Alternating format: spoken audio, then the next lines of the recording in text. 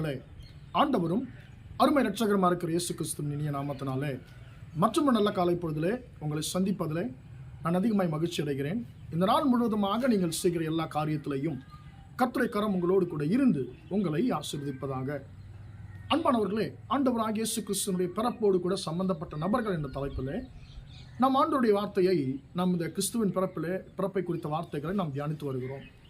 அன்பானவர்கள், நேற்று தினத்தில் நாம் ஏரோதை குறித்து நாம் தியானித்தோம். இன்றைக்கு நாம் மிக முக்கியமானவர்களை குறித்து தியானிக்க போகிறோம். அன்பானவர்களே, அவர்கள் வேறு யாரும் அல்ல, வானசாஸ்திரிகள். மத்தேயு சுவிசேஷம் 2ஆம் அதிகாரத்தில் முதல் வசனத்தில் நாம் பார்க்கிறோம். ஏரோது ராஜா இடத்துல இவர்கள் போய் கேட்கிறார்கள், யூதருக்கு ராஜாவாய் பிறந்திருக்கிறவர் எங்கே என்று சொல்லி. அன்பானதனுடைய பிள்ளைகளே, இயேசு பிறந்தது பெத்லகேமில், இவர்கள் சென்றது எருசலேமுக்கு செல்லுகிறார்கள். அன்பான தேவனுடைய பிள்ளைகளே, இவர்கள் நட்சத்திரத்தை கிழக்கில் பார்த்தார்கள், செய்தியை அறிந்து கொள்ளுகிறார்கள். இவர்கள் இந்த நட்சத்திரத்தை பார்த்த உடனே எப்படியாக யூதருக்கு ராஜா எருசலேமிலே பிறந்திருக்கிறார் என்பதை சரியாக இவர்களால் எப்படி கணிக்க முடிந்தது என்று சொல்லி நமக்கு ஒரு கேள்வி இந்த இடத்துல எழலாம் பிரியமானவர்களே. அதற்கு காரணம் என்னாகமத்தின் புஸ்தகம் 24ஆம் அதிகாரம் 17ஆம் வசனத்தில் பீலையாம் சொல்லுகிறதான ஒரு வார்த்தை, யாக்கோபிலிருந்து ஒரு நட்சத்திரம் உதிக்கும் என்று சொல்லி அந்த இடத்துல அவர் ஆண்டவராகிய இயேசு கிறிஸ்துவின் பிறப்பை குறித்து தீர்க்கதரிசனமாய் சொல்லியிருக்கிறார்.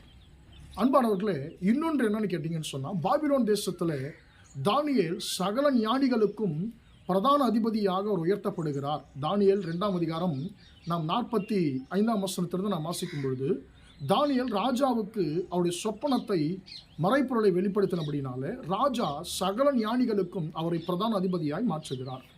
நிச்சயமாக அந்த நேரத்தில் அந்த ஞானிகளுக்கு இவர் அந்த வான சாஸ்திரங்களை குறித்து, அதாவது வான சாஸ்திரம் அல்ல, நட்சத்திரத்தை குறித்ததான சில விளக்கங்களை அவர் கொடுத்திருக்க கூடும்.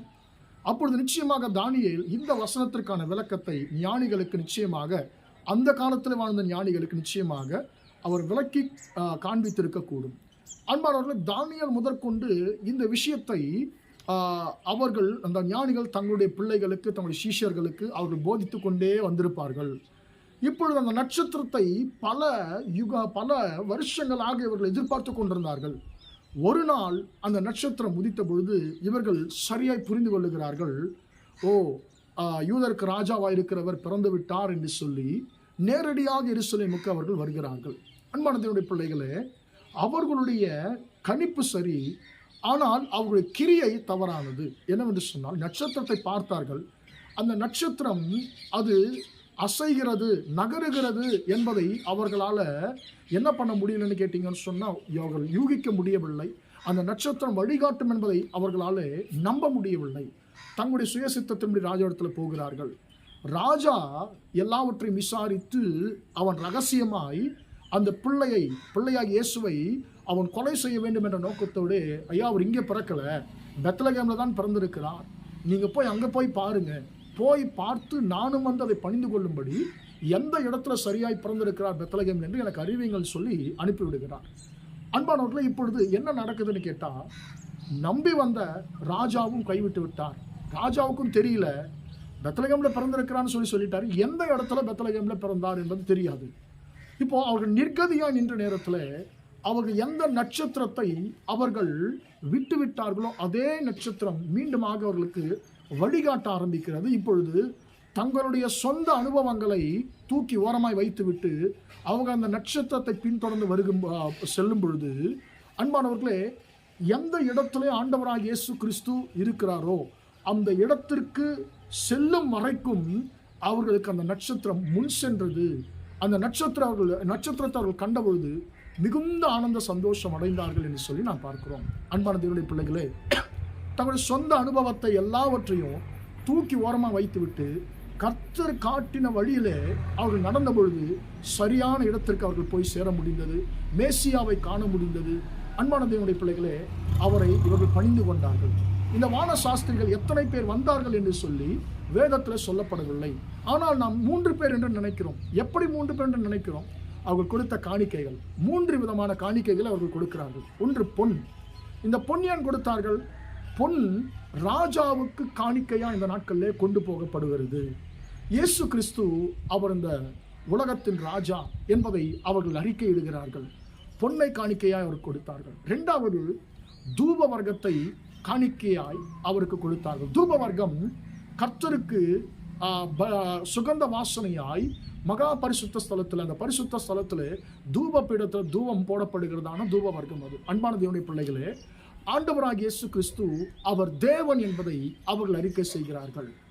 மூன்றாவதாக வெள்ளைப்போளம். அந்த வெள்ளைப்போளம் மரித்தவர்களுக்கு அந்த வாசனை திரவியமாக பயன்படுத்தப்பட்டது.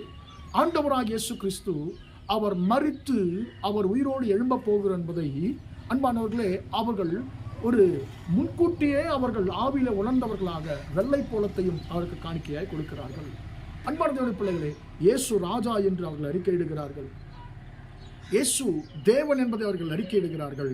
இயேசு மற்றவருடைய பாவங்களுக்காக மரிக்கவே அவர் பிறந்திருக்கிறார் என்பதை அவர்கள் அறிக்கையிடுகிற விதத்திலே இந்த 3 விதமான காணிக்கைகளை கொடுத்தார்கள். அன்பான தேவனுடைய பிள்ளைகளே, நாமும் இந்த கிறிஸ்துமஸ் நாளிலே ஆண்டவராகிய இயேசு என்னுடைய ராஜாதி ராஜா, என்னை ஆளுகிறவர் என்பதை நாம் அறிக்கை செய்வோமாக.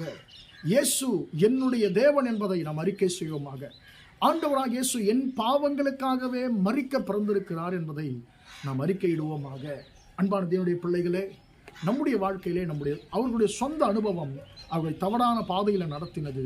அவர்கள் எப்பொழுது தங்களை சீர்படுத்தி கொண்டார்களோ, அன்பான தேவனுடைய பிள்ளைகளே, மீண்டுமாக அவர்கள் நல்ல வழிக்கு திருப்பப்பட்டார்கள், சரியான வழிக்கு திருப்பப்பட்டார்கள். கர்த்தர் அவர்களை நடத்தினார். அவர்கள் வாழ்க்கையில் துக்கம் நீங்கி மிகுந்த ஆனந்த சந்தோஷம் அடைந்தது.